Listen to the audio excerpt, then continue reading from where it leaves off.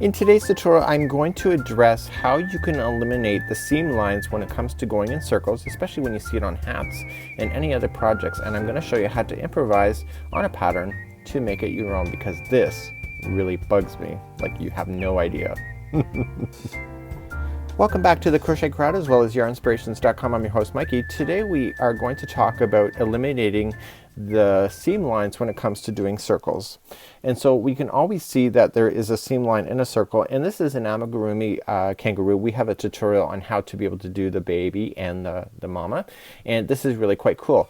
But if you followed the same principles that you would see in a hat, you would always end up with the seam line that is so obvious that it would really bug you.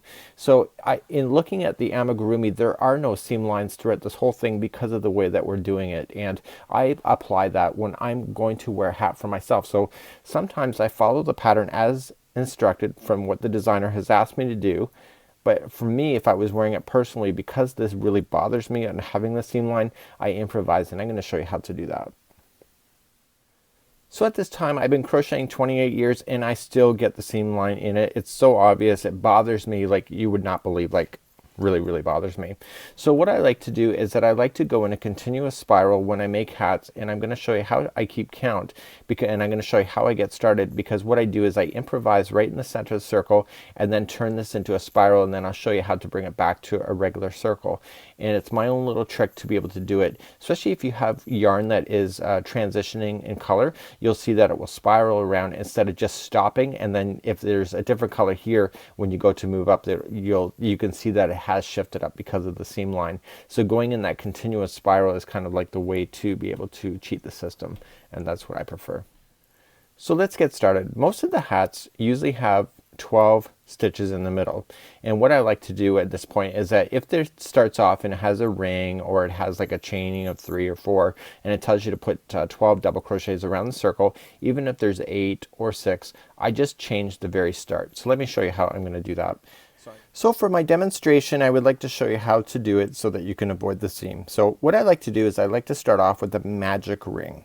So some people don't like magic rings. That's okay. Suck it up, buttercup. So what we have is that I like to leave an extra long string first, okay, and just let it fall into the front of your hand. Okay, so here's the string. So the yarn in behind is going to the ball. And what I want you to do is take out your 2 fingers, okay, and just wrap this over, and just turn your hand over and cross like so, okay, and I'm kind of pinching it with this finger. Stick the hook underneath the first string, grab the second string like this, okay, and just whirl it around and grab the string that's leading towards the yarn ball, okay, and just pull it through and it will lock it. Okay, so there is your magic ring. So this long string now will pull everything shut, and the reason for I left it long is that I want to put it into a darning needle afterward. So what I'm going to do is that, for example, say on this is like a hat that said that there was 12 in the ring, so 12 double crochets. So what I like to do is I like to start off and only put 6 single crochets into the ring. Make sure you put it up over top of these 2 strings. Okay, so we're just going to immediately start, and we're going to put 6 single crochet. So 1, 2, and 3, and my yarn string's a little bit, circle's a bit big, so I'm going to just narrow it down. So that was 3, 4, 5, and 6. And we have other tutorials on how to do magic rings in different sizes as well. So what I want to do is that I want to pull up on this yarn, and I want to grab another spare piece of string and stick it underneath the stitch where the loop is coming out of, and that'll signify to me when I'm going around in a complete circle. So I'm just going to pull it partially through like this. Okay, it's hanging out both ends. Put my hook back into the loop, and now grabbing the yarn strand like so, I want to pull it shut. So it just pulls that shut, and then just grab the string that's leading to the yarn ball. So what I like to do at the end of this is that I use this string, I put it through a darning needle and lock it into position, because magic rings can fall out.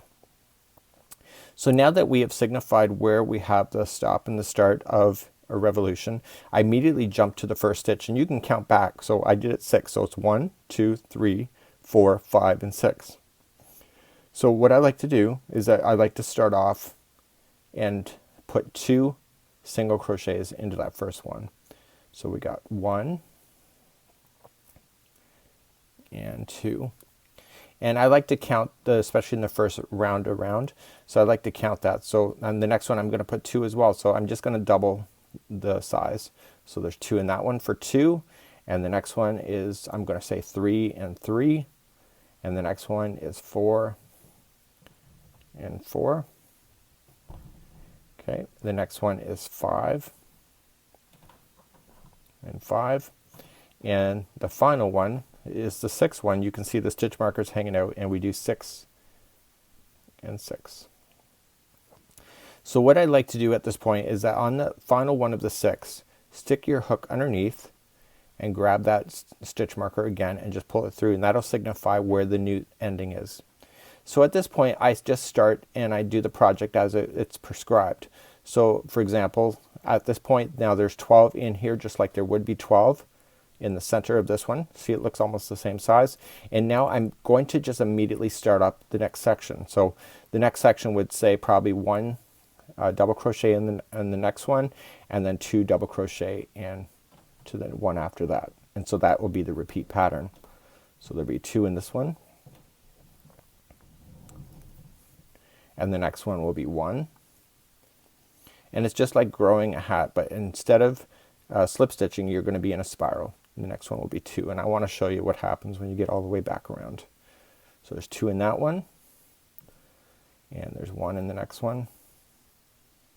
So I do this for myself when I'm wearing a hat that I love to wear, because that seam line bothers me like crazy. So I like to do it this way so that I can get a complete spiral working all the way around, and I never can see any slip stitching within my hat. So you know me, I'm kind of ditzy, so I kind of like throw on my hat and I go out and I don't realize the seam line is in front of my forehead until somebody is very generous enough to tell me that. So I'm just going my 1 and 2. So the stitch marker is telling me when I'm all the way around. You can't really do this concept without that stitch marker, so don't be crazy and thinking that you can avoid it. It's really hard to tell once you get going on where the stop and start is.